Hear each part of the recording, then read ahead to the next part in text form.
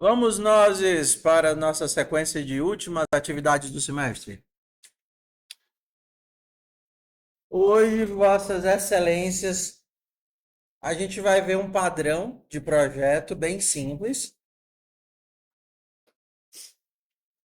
e vamos ter uma pequena introdução a comportamento polimórfico.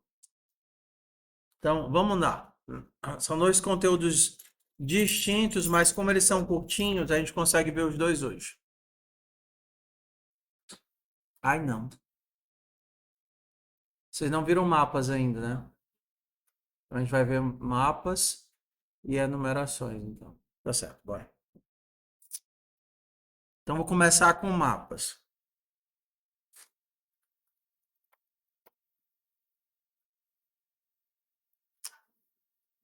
Vocês vão, vocês vão ter acesso a poucas estruturas de dados durante o curso. Sim, senhora.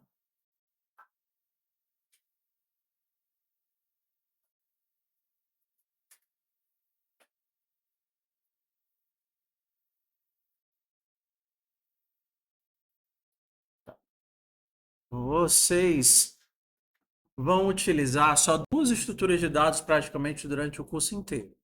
A primeira, que vocês já usaram até agora, é a lista. E essa lista, a característica dela é que os elementos estão em ordem, né? Os elementos permanecem na ordem que foram inseridos, são acessados via índice, índice 0, índice 1, índice 2, índice 3.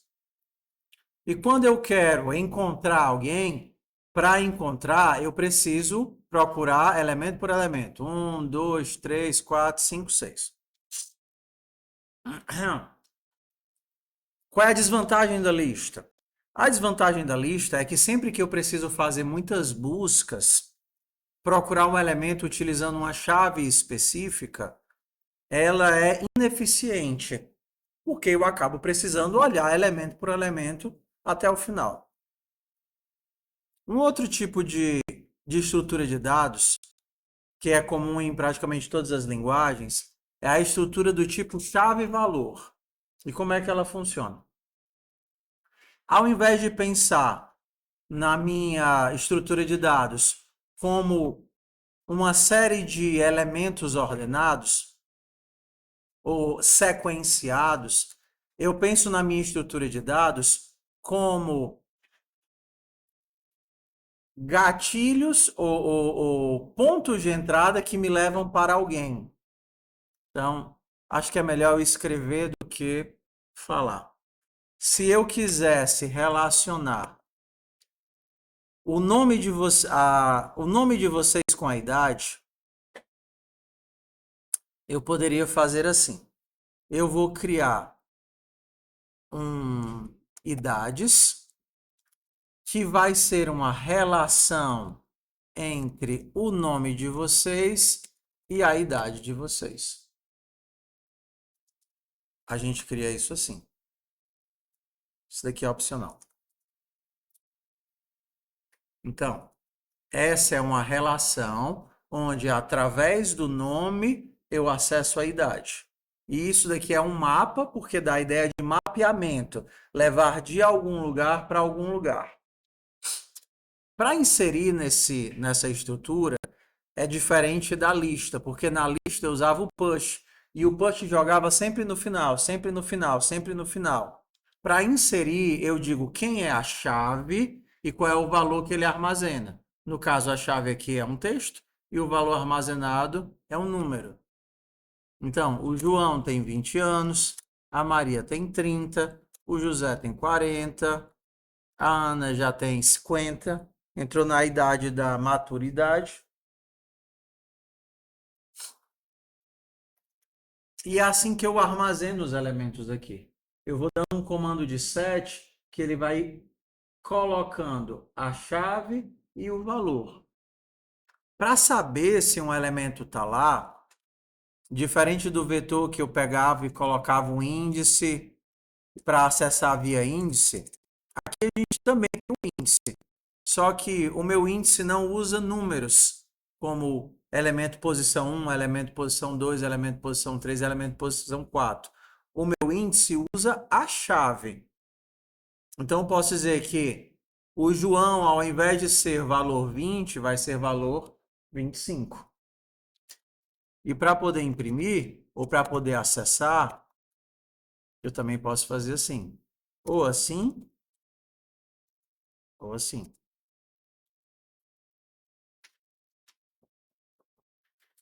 Inserção. Isso daqui também faz inserção. E aqui leitura. Isso daqui também faz leitura. Só que a gente tem uma diferença.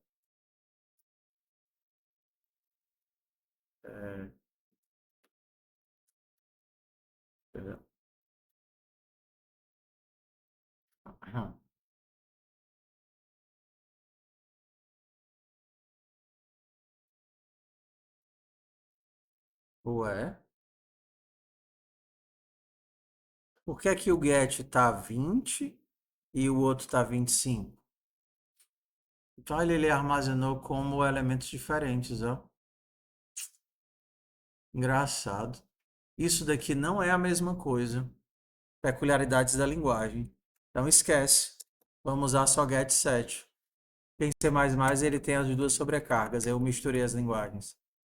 Get para pegar e set para obter. Então se eu quisesse trocar o João aqui, idade.set João 21.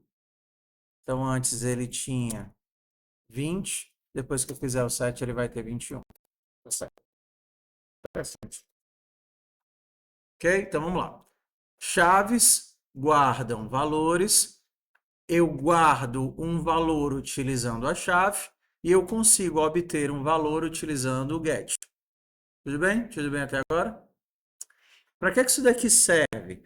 Isso daqui serve para guardar elementos que utilizam chaves únicas. Então vamos lá.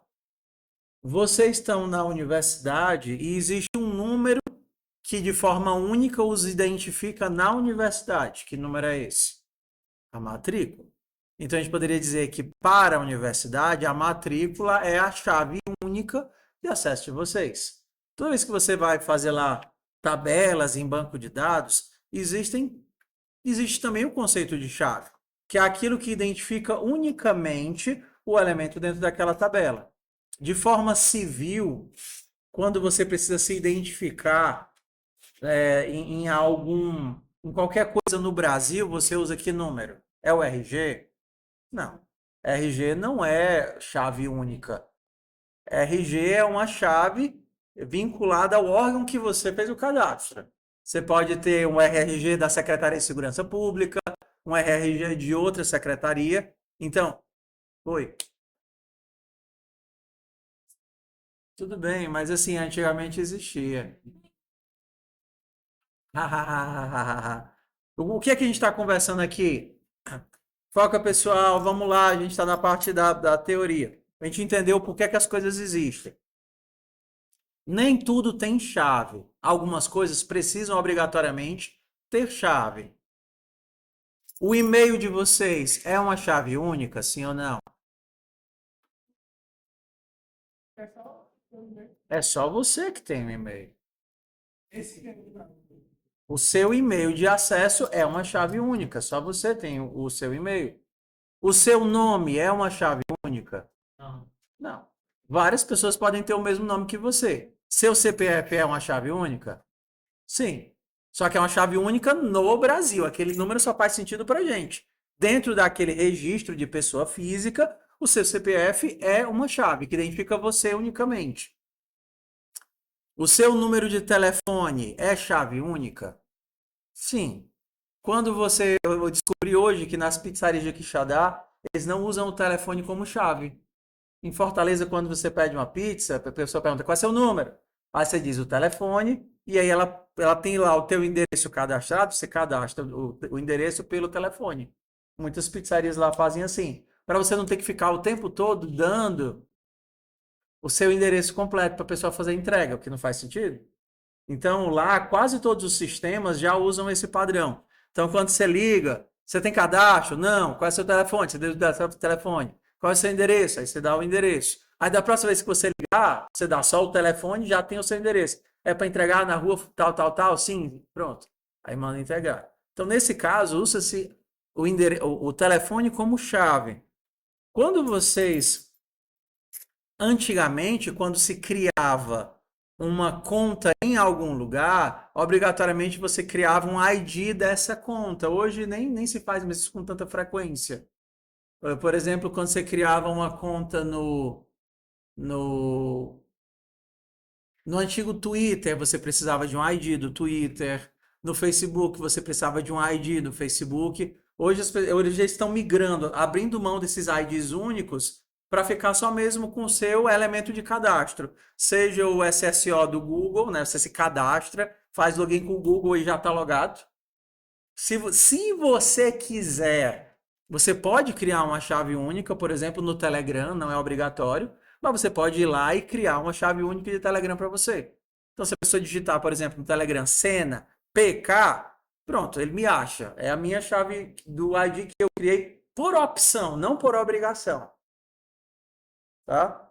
Então, a ideia de chave é uma ideia conceitual. Quando eu preciso, quando eu preciso de um identificador único para aquela realidade. Às vezes ela é muito útil, às vezes ela pode gerar um estorvo. Exemplo, algo que a gente usa o tempo todo: cadastro de telefone, ou números de telefone que você cadastra. Antigamente, na época que o número ficava no chip, alguém pegou essa realidade desse tempo? Sim. O número que não era smartphone. Quando você salvava, quando você salvava o número de celular, o número ficava no chip. E aí, se você tirasse o chip e botasse no celular, os números iam juntos. Oi.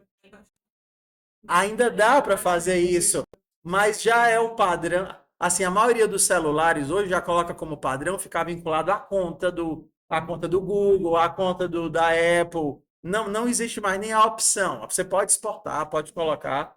Oi.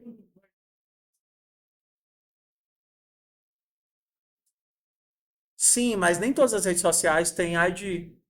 Discord você não tem, por exemplo. Sim, mas assim, por exemplo, o próprio YouTube não tem. Você só cria um usuário único no YouTube depois de uma certa quantidade. O que é que eu estou dizendo? Para onde é que eu estou querendo levar a conversa? Para a gente entender o conceito de chave, quando ela é necessária e às vezes ela não é necessária. Ela é só um estorvo. Uma coisa que eu conversei com vocês. Você pode criar 50 contatos no seu celular com o mesmo nome. E ele não vai reclamar. Você pode ter José. José com o telefone, aí outro contato, José com outro telefone, outro contato, José com outro telefone.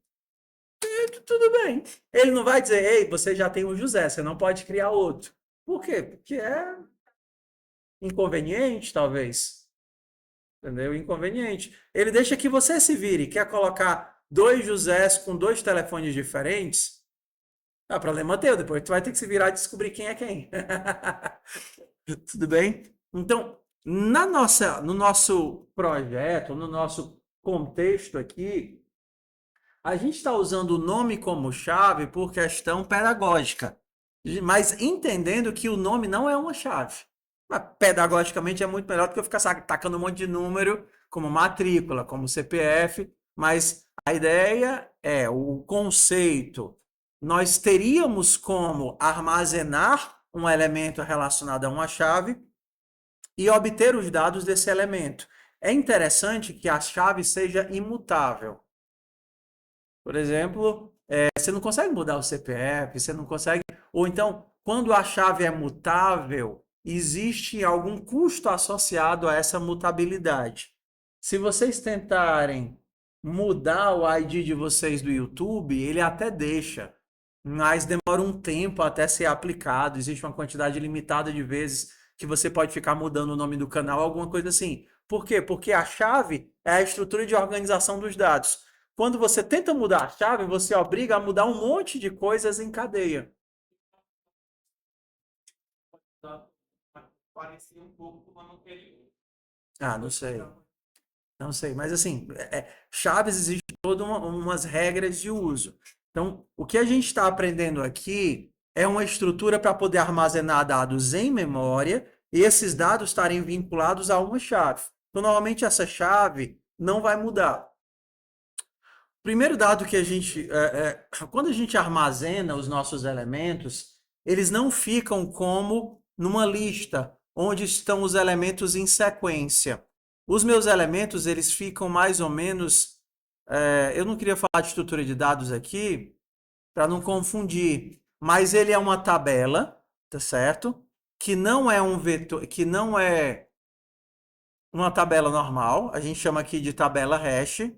Só que em JavaScript ela tem propriedades especiais, por exemplo, ela mantém a ordem de inserção e tenta manter a ordem de inserção, mas ele faz um cálculo para a gente entender mais ou menos como é que é, assim, né?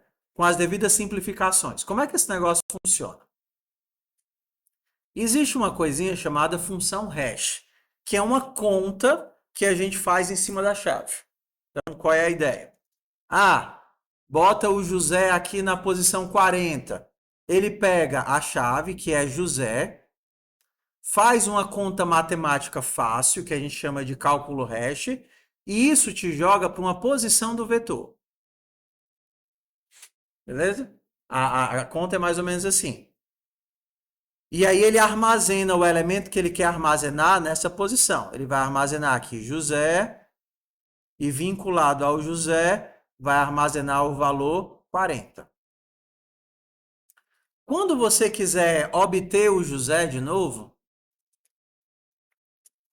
ao invés de ele percorrer os 50 mil elementos que tem na lista, ele vai pegar a mesma chave, José, fazer o mesmo cálculo do hash, que vai jogar para a mesma posição, e aí ali ele obtém o dado.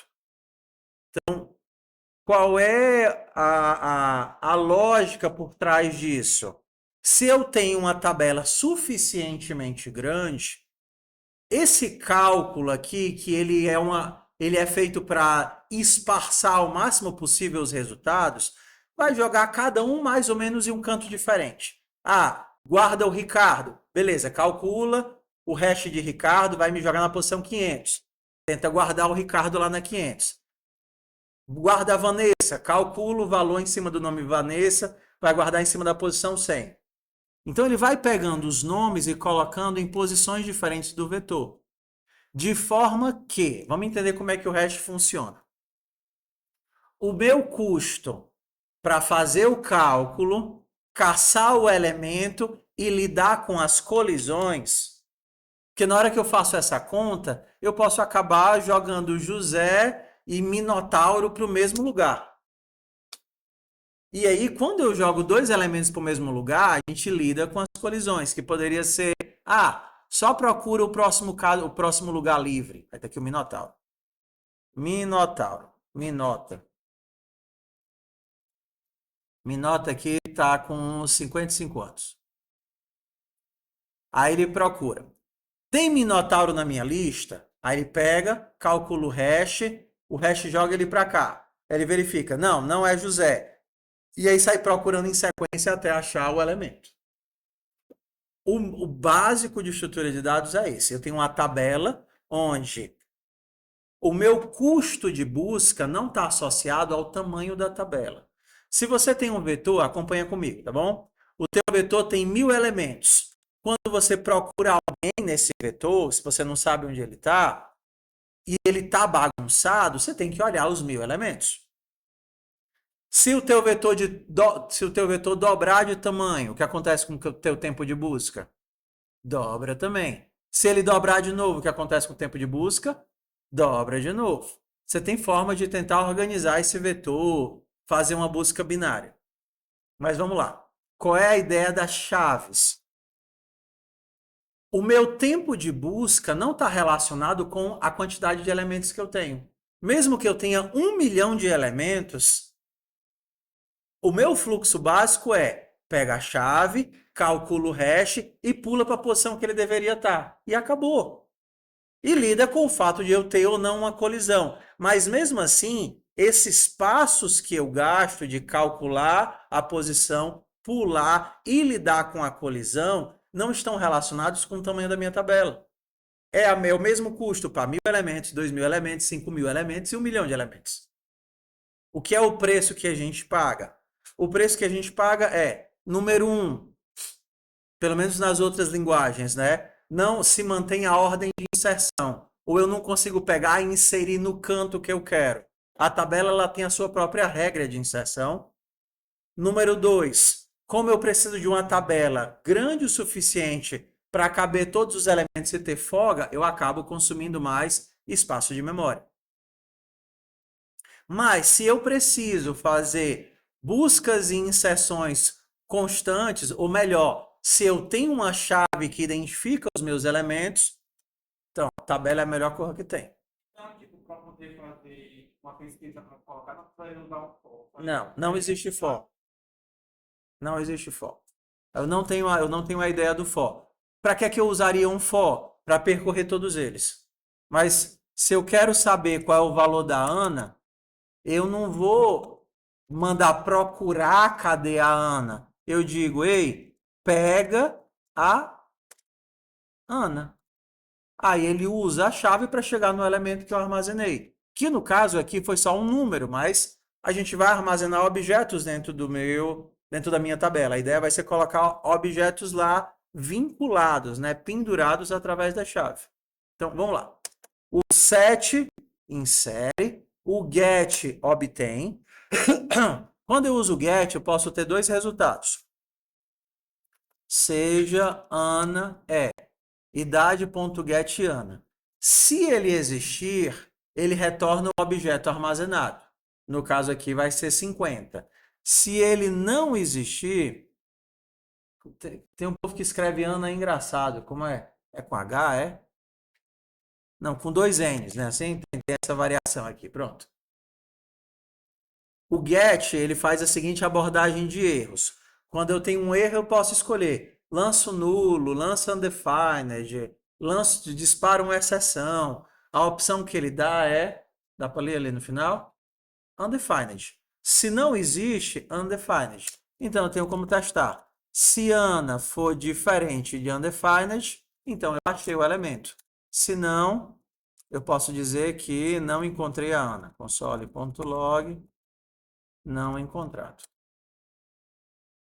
Então, o meu get, ele serve tanto para obter um valor, como para verificar se essa chave existe. Ana, não encontrado. Mais Ana, com N só, 50. Tamo junto? Beleza. Bora para o próximo passo. Tenho como inserir, tenho como alterar, idade.set. Ana 60, tá? O JavaScript não faz diferença de um ou dois, tá? Só porque se ele não tiver, ele cria. Então aqui ele está criando, aqui ele está criando, aqui ele está criando. Só que como ele já existe, aqui ele está o quê? Atualizando, porque a chave já existe. Então ele vai lá onde tinha aquela chave, coloca outro valor. Então eu tenho como inserir, eu tenho como verificar se existe e obter, e agora eu tenho como deletar, né? Deletar também é trivial. Eu não preciso percorrer o vetor, saber que em posição ele está e dar um splice lá para arrancar aquela posição do vetor. Ou fazer um filtro para remover todo mundo que não é a Ana. Eu mando deletar o elemento associado a essa chave. E ele já me avisa true ou false para dizer se deletou ou não deletou. Se isso daqui deu certo, deletado. Se não, se eu não conseguir deletar, é porque não foi encontrado. Deletei a Ana. O que é que me falta? Percorrer. E para percorrer, eu tenho três opções. A opção que eu não tenho é percorrer por índice, como a gente fazia com vetores. Seja igual a zero, i menor do que size, entendeu? Ah, tá. O tamanho é dado com size. Console.log idade. ponto size. Na lista a gente tinha o length, não era assim? Não sei por que mudaram de nome. Aqui no mapa é o size. O get também serve para obter, mas se eu quisesse só verificar a existência, eu poderia verificar com o has, se ele existe. Também funciona. Bora lá para o percorrimento. Se eu não posso usar índice, eu uso o quê? 3 opções. Número 1, você pode percorrer só pelas chaves. Número 2, você pode percorrer só os valores. E número 3, você pode percorrer pelas chaves, pelos pares chave-valor. Ficaria assim, ó. Para cada chave em idade.chaves, imprima a chave. Quem são as chaves aqui? João, Maria. Eu me senti como é o nome que o cara fala, João Maria, José não. É o Góes. Tô misturando as coisas. Rodrigo Góes. É porque tem o Bruno Góes, que é o professor daqui. Não é o que fala dos caras que tomam bomba, né? É. Aí ele usa essa expressão. Jesus, Maria e José. Ah, ele faz diferente. Bora lá. Então, quando eu peço as chaves, eu ando nas chaves. Quando eu peço os valores, let key value of idade.values. Eu ando nos valores e quando eu peço os pares, que as entradas eu ando nos pares. Bora lá. Só as chaves, só os valores e aí as entradas completas. E daqui é importante por quê? Porque às vezes você quer só as chaves, às vezes você quer só os objetos, e às vezes você quer tudo. Uma observação especial. Isso aqui que vocês estão percorrendo não é uma lista. Olha o nome desse breguês aqui, ó. O que é isso que vocês estão percorrendo? Um iterador. Quando a gente antigamente usava o for, a gente utilizava o for para percorrer uma lista. Tinha ali a lista dos elementos e fazia o for. E o teu for andava posição por posição da memória até o final. Só que no mapa, os elementos eles não estão em sequência. E seria muito custoso a gente copiar tudo para dentro de uma lista para você percorrer. Então, o que o keys, o values e o entries te dá é um caminhante. Caminhante, é um bonequinho aqui, ó. Esse bonequinho aqui, a gente chama ele de iterador. Eu queria de outra cor. Iterador. Então, vou escrever aqui pequenininho. Iterador. O que é que o iterador faz? Iterador. O iterador é o elemento que sabe caminhar na tua estrutura. Não interessa se a tua estrutura é uma lista toda bagunçada ou ela é uma árvore de múltiplos nós ou ele é uma tabela hash esparçada. Não interessa como a tua estrutura é. O teu iterador é quem tem a responsabilidade de percorrer todos os elementos até o final. Tá? Então, quando vocês veem isso daqui, keys, values e entries, que parece uma lista, não é uma lista. Por exemplo, se você quisesse dar um join nele, idade.keys. Ah, isso daqui eu tenho todas as minhas chaves. Eu vou dar um join aqui para juntar todos eles. Aí ele vai dizer o que, ó? Join não pode ser utilizado, porque join serve para utilizar coisas que estão numa lista. Só que isso daqui não é uma lista. Isso é alguém capaz de caminhar nos elementos da estrutura. Tem como eu transformar isso daqui numa lista, não? Tem. Array. Crie um array a partir desse iterador. Pronto.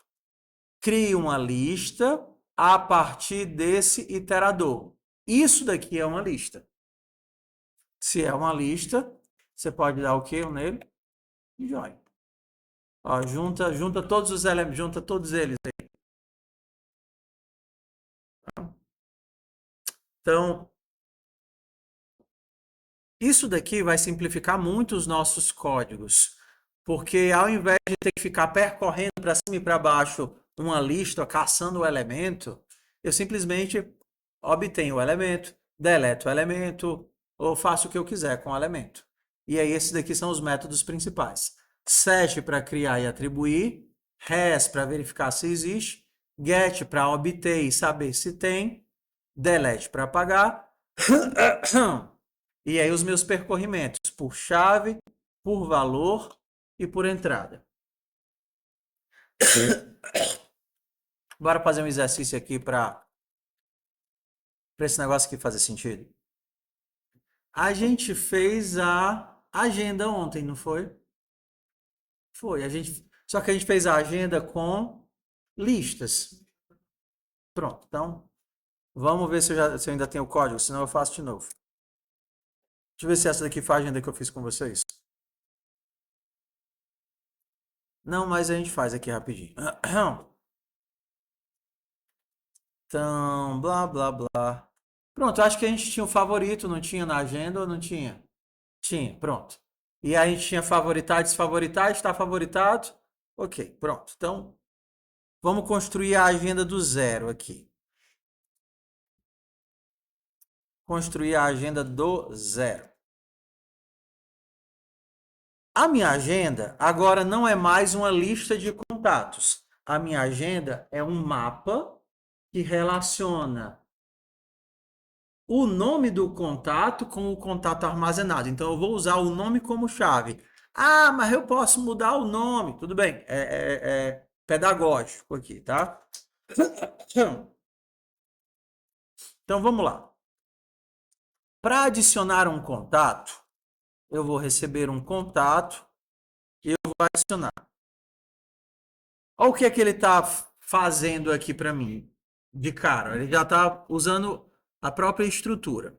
Se fosse só para adicionar o contato na agenda, o código seria só esse. Pega o contato e coloca em algum lugar na agenda. Mas onde? Na posição do nome, porque eu estou usando o nome como chave.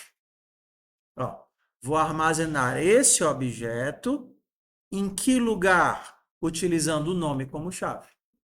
E aí, joguei ele dentro da agenda. Ah, mas eu queria verificar se ele já tem, porque se tiver, eu não armazeno. Como é que eu testo se uma chave existe? Utilizando o res.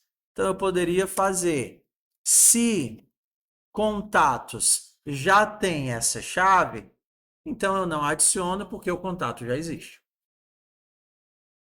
Quer dizer que eu não tenho que ficar percorrendo o vetor para procurar o contato? Eu não tenho que percorrer o vetor para procurar o contato. Vamos aqui agora remover o contato. Como é que eu vou remover o contato? Eu vou usar qual método aqui? Deletar. Então, se eu conseguir deletar, é porque o contato existia. Se eu conseguir deletar, des.contatos.delete. Se eu conseguir deletar, ok, deu certo. Se eu não conseguir deletar, é porque ele não existia. Então, eu posso avisar que o contato não foi encontrado. Olha como os nossos métodos vão ficando enxutinhos, simples. Se eu quiser adicionar um novo telefone no contato, quais são os passos que eu tenho que fazer? Pegar o contato, eu tenho que caçar. Cadê o contato? Porque o contato é um objeto. Eu pego esse contato e eu adiciono o telefone nesse contato. Só que esse contato tem que existir. Ou eu testo se ele existe aqui, ou eu testo se ele existe no outro canto. E aí uma coisa que a gente pode fazer em todas as classes que tem CRUD é fazer um método para obter o elemento com exceção. Pegar contato. Se o meu contato existe, eu retorno. Se ele não existe, ó, aqui, ó, Vou usar o RES, que fica melhor. Se o meu contato existe, se ele não existe, eu disparo uma exceção. Se ele existir, eu retorno meu contato. Se ele não existe, deu ruim. Se ele existe, eu retorno o contato. Qual é a vantagem de empacotar isso daqui? Eu agora tenho um método que me retorna um contato. Pego o contato e, nesse contato, adiciono o telefone. Aqui ele vai reclamar porque eu não fiz o método para adicionar o telefone na classe contato. ADD fone. Pronto, agora eu fiz. Olha como fica legal. Só preciso colocar. Não, você tem que acompanhar o fluxo da lógica. Aqui, tá. Vamos lá. Se você não tivesse a exceção, você teria que tratar com if else.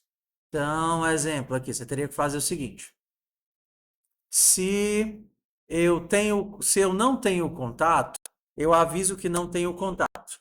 Se não, eu pego o contato e adiciono o telefone. Beleza? Estou fazendo o código todo aqui, tá? Só que qual é a ideia da exceção? Eu consigo fazer uma quebra em cadeia. Ao invés de ter que tratar com if else em cada camada da execução, eu posso fazer uma quebra de sequência de fluxo em cadeia. Ficaria assim, ó. Esse meu método pega o contato e eu acredito que o contato virá. Depois que o contato veio, eu adiciono o contato, o telefone no contato que veio. O que é que esse método faz para mim? Quando eu chamo o get contato e o contato existe, ótimo, eu obtive o contato. Quando ele não existe, ele emite uma mensagem de erro ou dispara a exceção? Dispara a exceção. O que é que a exceção faz quando ela é disparada? O código continua para baixo? Não, o código aborta. Então o get contato foi abortado. Aí eu cheguei bem aqui. Eu tenho um try catch bem aqui? Não. Então o que é que vai acontecer com o adicionar fone? Vai ser abortado. Ele não tenta fazer o resto do código. E aí eu volto, por exemplo, para cá, para onde eu estou dentro do laço, que vai ter o método agenda.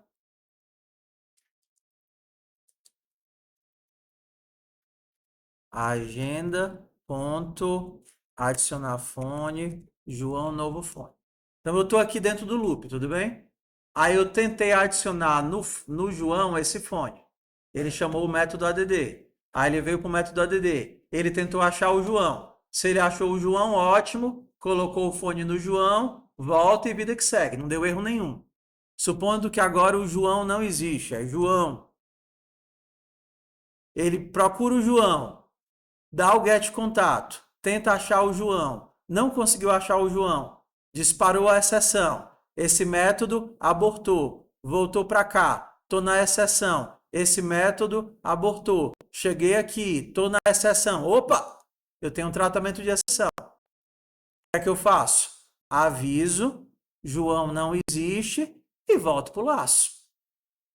Então, esse modelo de exceção me permite, entenda, parar tudo que eu estou fazendo, abortar tudo que eu estou fazendo e pular direto para o erro, pular direto para mostrar o erro. Então, eu não tenho que bem aqui testar, ei, será que eu consegui achar? Será que eu não consegui achar? Vou dar um print, vou dar um return, vou parar com o que estou fazendo? Não, porque a exceção automaticamente corta o fluxo padrão das coisas. Então, mesmo que eu tivesse aqui várias outras linhas de código, na hora que eu encontrei uma exceção, ele aborta tudo que foi feito, aborta a sequência do que vai ser feito, e nesse caso aqui ele voaria direto para emissão de erros. De forma prática, para as nossas atividades, o que é que eles permitem? Eu tenho 3 camadas bem distintas. Uma camada só a interação com o usuário, beleza? Uma camada de lógica de negócios. Adicionar telefone. Eu tenho uma lógica só, que é pegar o contato e adicionar o telefone. Por exemplo, se eu tivesse num sistema de... Exemplo, eu vou convidar uma pessoa, eu tenho seguir lá no Twitter. Seguir precisa do nome de quem segue, né? Assim, alguém está seguindo e eu tenho alguém para ser seguido. Beleza? Seguir. Então, eu precisaria obter a pessoa que segue, obter a pessoa que está seguindo, ambos têm que existir e depois eu teria que mandar um seguir o outro. Segue.seguir o outro contato. Esse cara pode não existir, esse cara pode não existir, e eu posso talvez não conseguir seguir, porque está bloqueado, já está seguindo, mas com as exceções, eu consigo uma camada de lógica que é limpa, porque se isso der erro, aí eu não faço a continuidade da lógica, eu pulo lá para imprimir a mensagem de erro. Se isso daqui der erro, eu pulo para a mensagem de erro. Se isso daqui der erro, eu pulo para a mensagem de erro. Se eu não tivesse exceções, aí eu teria: será que esse cara existe? Será que esse daqui também existe? Será que eu consegui fazer o método seguir? Entendeu? Então, para nosso escopo, a gente consegue uma camada de interação com o usuário, uma camada de lógica de negócios e uma camada de acesso, onde normalmente eu tenho aquele último passo da ação: obter um contato, efetuar um vínculo, fazer uma remoção, entendeu? E aí eu consigo deixar as exceções nessa última etapa de acesso, as etapas intermediárias não precisam se preocupar com isso. Quer remover o contato da agenda. Tudo bem. Verifica se o contato existe, manda remover da agenda e manda remover dos favoritos. Se der erro em qualquer uma dessas emoções, não tem problema nenhum. Porque o erro vai disparar lá na chamada de dentro, e essa chamada vai sair voltando até ser impresso, e o loop que continua. Entendeu? Se você não tivesse isso, teria que ter um monte de console.log, um monte de return true, return falso, return undefined, e com as exceções a gente se livra desse problema. Só que, lembra, são recursos. Não necessariamente isso resolve todos os problemas. Um exemplo é o próprio delete. O delete, quando dá errado, ele não retorna ele não dispara uma exceção. O que é que ele retorna? Um booleano, só para avisar se deletou ou não deletou. Não vou disparar a exceção, não, rapaz. Ele vai só avisar se conseguiu ou não. O get, por exemplo, quando eu tento obter, ele também não dispara uma exceção. Ele faz o quê? Ele retorna um undefined. Então, existem formas diferentes de lidar com comportamentos inesperados. Vai ter método que dispara a exceção, vai ter método que não. E normalmente isso está descrito nas assinaturas dos métodos, como é que foi planejado a melhor forma de lidar com aquele comportamento inesperado. Tudo bem? O importante é a gente entender que os mecanismos existem e, assim, ter mais ou menos uma ideia de qual seria o melhor para utilizar ali ou não, ou aprender os modelozinhos para simplificar os códigos que a gente está fazendo da melhor forma possível. Então, no nosso caso, a exceção é útil porque já me joga direto para o cache aqui, que imprime o erro e eu continuo o laço. Entendeu? Vamos lá. Pronto, mapas é só isso. Não tem muita coisa para fazer em mapas. O que é que teria fora isso? A gente fazer um toString. Porque, diferente do vetor, eu tenho que escolher quem é que eu vou percorrer. Se eu quero usar o join, aí eu não consigo usar o join diretamente dos values. Eu tenho que usar o join transformando em array. Lembra que eu mostrei isso? Então, ó, contatos não é mais a lista de contatos. Contatos é o mapa. Se eu quero só os objetos contatos, isso são os valores. Os valores são os objetos contatos. E aí eu posso usar um array from para transformar isso numa lista. E tendo uma lista, eu consigo usar um join.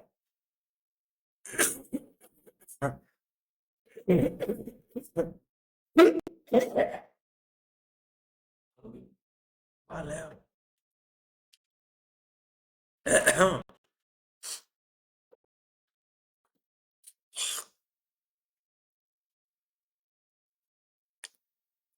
É ruim quando a gente está naquele final de gripe, né? Que você fica só com aquele resto de secreção que você não consegue tossir.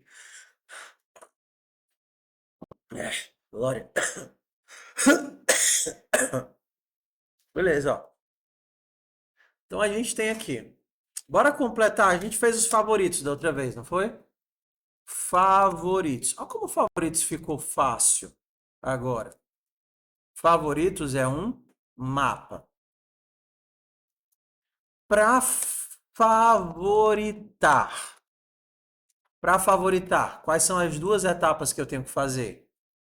Obter o contato e dizer que ele está favoritado.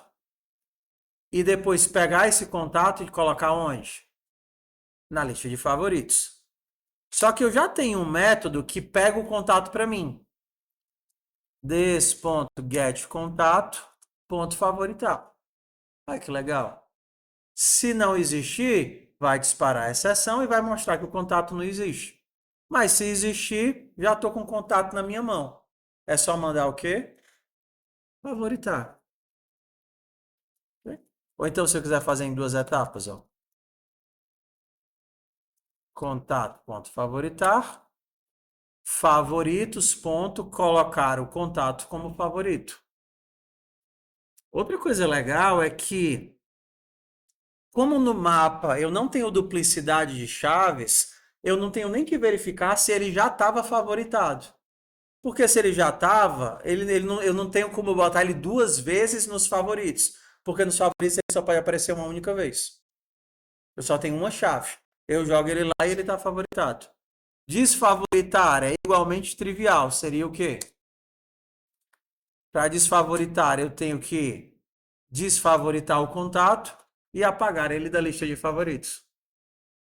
Fosse com lista, aí eu teria que criar uma camada para pesquisar se o cara está na lista, pesquisando para pegar a posição. Pegar na posição eu dou um slice para remover ele de dentro da lista. Tira ele de lá, aqui não. Consigo fazer tudo isso só fazendo manipulação direta dos mapas. Tudo bem? Tudo bem? Então, creme crack aí nos mapas já? Claro que não, né? Vira agora. Mas pelo menos entenderam o que é que ele dá de recurso para você. Vocês entenderam o que é que ele dá de recurso. Então, como é que funciona? Se a tua entidade que você vai armazenar é indexável, você vai procurar ela utilizando algum índice chaveável, né? Você tem uma chave, é um nome, é um CPF, é alguma coisa que você quer usar índice, mesmo que seja um número, você pode colocar dentro do mapa. Tá? Algumas variações aqui do nosso mapa. Pegar ordenado. Se eu quisesse os contatos em ordem, porque o mapa ele mantém a ordem de inserção. Eu não consigo manter os dados ordenados. Ontem, quando a gente queria... Ontem, qual era a nossa técnica para manter a lista ordenada? Inseria e depois de inserir fazia o quê? Ordenava. Dava um sorte lá para inserir, para ordenar. Então, toda vez que eu inseria um cara novo, eu mandava ordenar. Só que o mapa você não tem como fazer isso. Então, uma das opções é você pegar ordenado. Então, ó, transforma numa lista e depois manda ordenar. Métodozinho que a gente viu ontem, ó. Lembra? Não foi aqui nessa turma que eu fiz isso? Foi. Manda ordenar utilizando o local compare. Locale compare. Mando ordenar. E aí eu tenho a minha lista ordenada. Tudo que vocês precisavam da lógica, das explicações para fazer a atividade do contato e a atividade da agenda, está feito. Fica faltando um único método que também é sem graça se eu disser, que é o procurar por padrão. Quando vocês digitam algo na lista telefônica, na agenda telefônica de vocês, ele busca tudo que tivesse padrão. Então, vocês já tentaram digitar um telefone no campo de busca? Já, ele acha quem tem aquele telefone. Ou um pedaço de nome, ele vai procurar quem tem aquele pedaço de nome. Então, o último método que falta é o busca, não lembro como é, buscar, que recebe um pattern, que é me dá a lista dos contatos, me dá a lista dos contatos que tem isso daqui em algum canto do contato, seja no telefone, seja no nome. Eu tenho que fazer uma filtragenzinha. Se você pensar um pouquinho, é facinho. Porque você pensa, ué, qual é a informação do contato que já guarda todas as características dele? Aí você vai lá e filtra. Esse contato tem isso nas suas características? Se tem, pronto. Eu estou dentro da filtragem. Se não tem, não estou dentro da filtragem. Beleza? Bora para o próximo conteúdo. Tenho 2 conteúdos. Eu fiz a enumeração com vocês? Não, né? Ia começar e aí desistir. Bora lá. Bim, biririm, biririm. É numeração. Posso separar.